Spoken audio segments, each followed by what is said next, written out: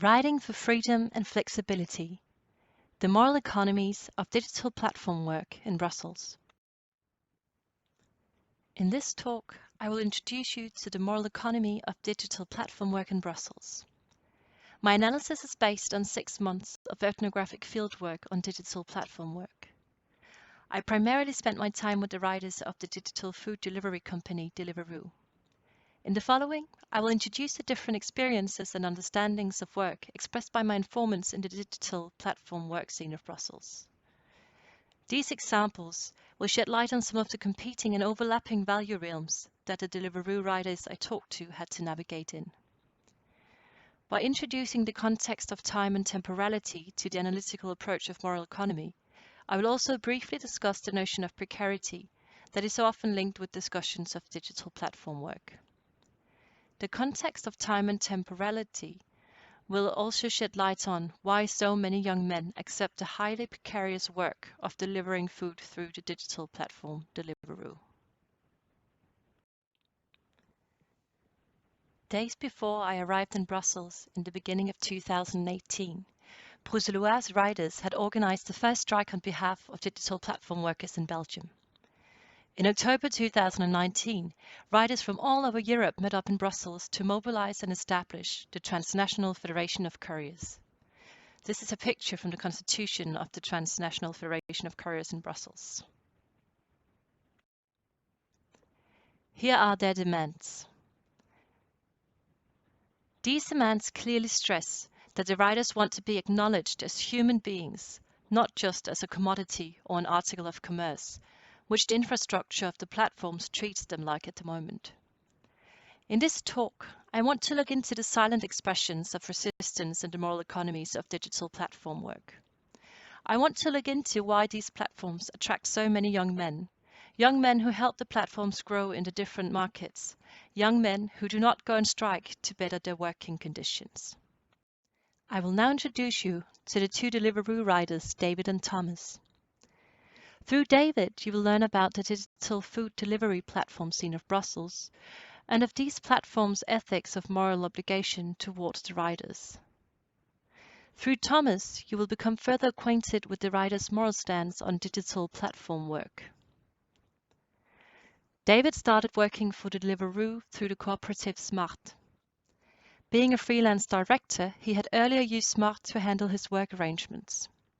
SMART is a quasi-union who employs freelancers as salaried workers, or what is commonly known as employees, thereby giving them access to social security, which is not immediately accessible for independents. The cooperative was originally for freelance artists, but SMART started to receive additional invoices from a Deliveroo through the artists. The artists used the gigs to supplement their income. SMART then made an agreement with Deliveroo, in which they provided the workforce to Deliveroo, taking on the responsibility of an employer.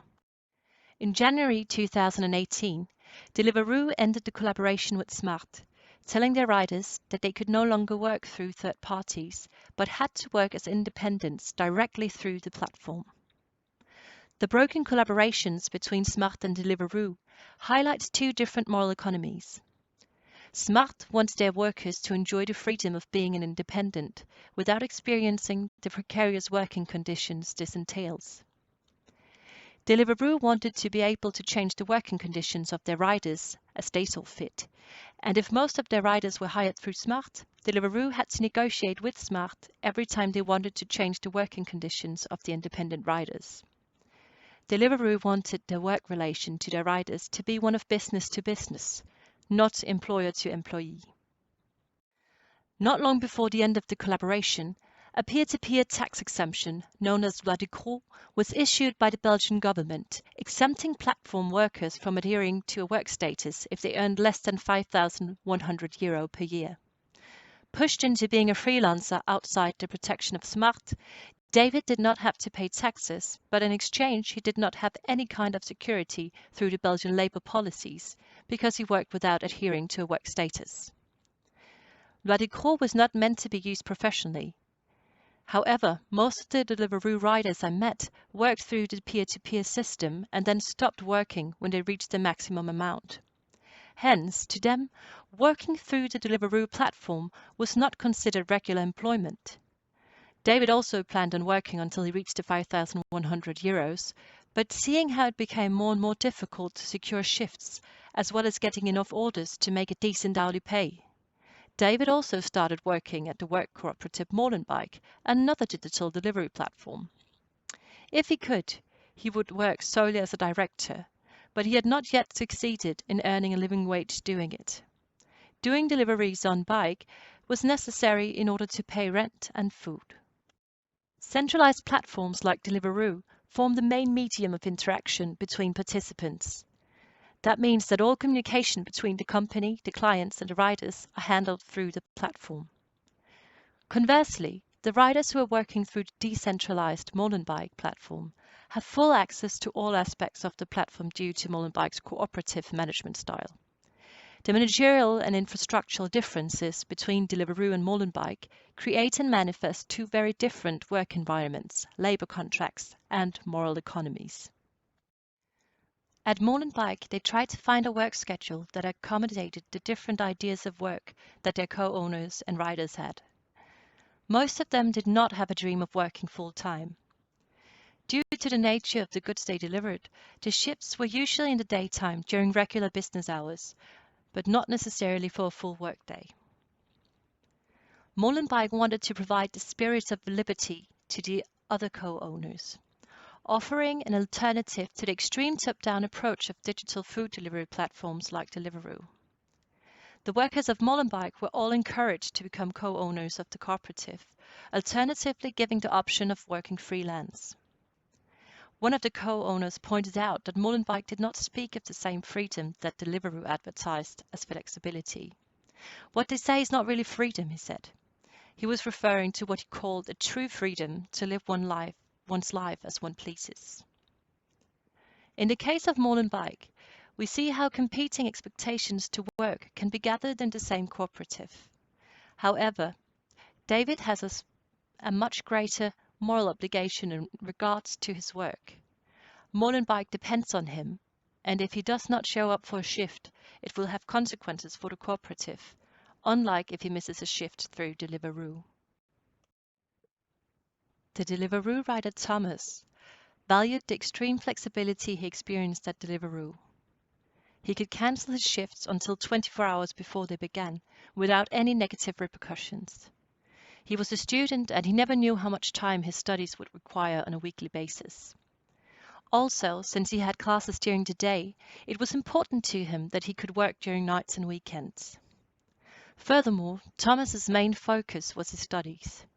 He was not interested in being involved in the internal processes of running a cooperative.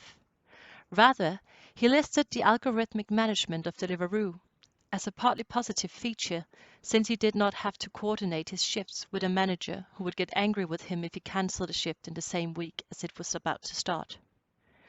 The flexibility he would lose was of greater concern to him than having proper employment, because he would then not be able to devote himself to his studies.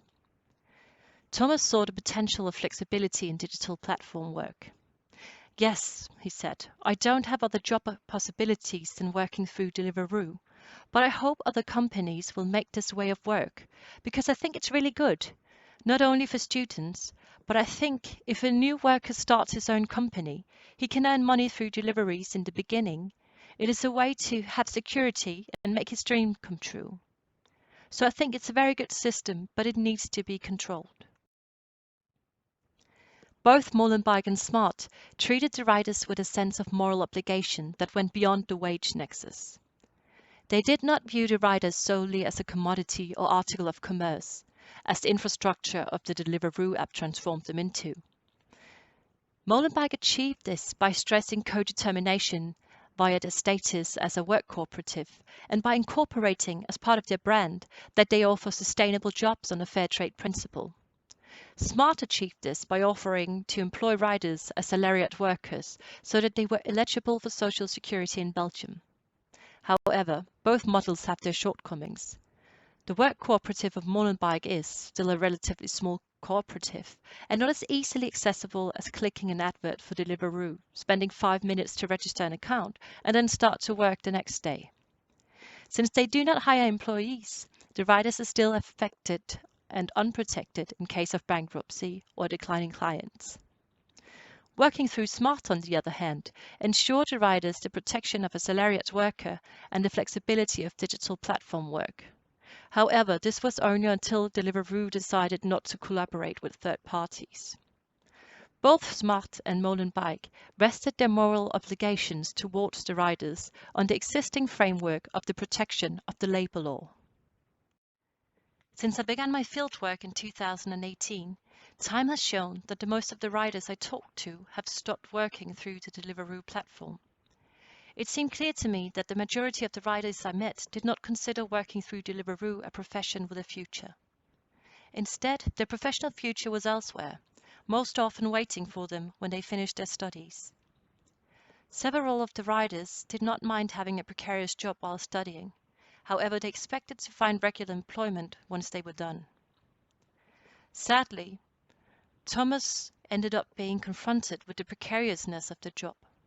After a grave accident on the job, Thomas was hospitalized and could not walk for 2 weeks. On top of the significant hospital bill, Thomas was accidentally locked out of the platform for a month, unable to work. Thomas's accident and lacking compensation made some of the riders he had contact with offer him to work through their student accounts, even though this was not allowed by Deliveroo, and even though they had to split the available shifts with Thomas. The other riders' self-understandings as ethical beings was instigated by their relation to Thomas. They could too easily put themselves in his shoes. The other riders did not take to the streets, but they did offer to help in the most meaningful way they could think of.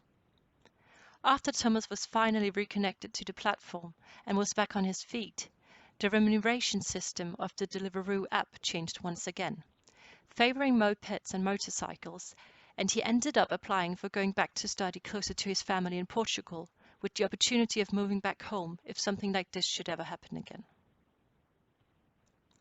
Thomas's example shows how taking on precarious jobs still can put you into precarious situations, even though you have other safety nets. If we accept precarious work, what other safety nets are there to achieve human reciprocity beyond the wage nexus? Can we count on governments to provide this security? Or should employers have a moral obligation towards the people that work for them? Is it only your relatives and co-riders that feel they have a moral obligation towards you when you're a rider? One might fear that if digital platform work continues to increase in popularity, more digital platform workers that do not have the same safety nets as the riders I talk to will stand outside the system of social protection, exposed to the next decline in the working conditions of digital platform work. Just because I did not include the voices of immigrant workers that are working illegally through digital food delivery platforms, it does not mean that they are not there. Concluding remarks. Digital platform work, as I encountered it in Brussels, simply did not allow for regular employment. The platforms will not and often cannot take on the responsibility of an employer if they are to be profitable. Instead, they offer the flexibility of business to business. Despite the lack of protection, many of the riders I talked to chose digital platform work over regular employment. In this talk, I presented the silent expressions of resistance to the moral economies of digital platforms, which are 1. To stop working for the platforms. This could have caused serious problems for other workplaces, but due to the algorithmic management, it's a planned part of the company's strategy. 2. To not solely rely on the platform for covering your expenses and to find other occupations as well. 3. To continue working even though you do not agree with the precarious situation the working conditions put you in, because you need the flexibility. Instead, you focus on your future, be it when you're done studying or when you can afford the rent for the next month. Thank you so much for listening.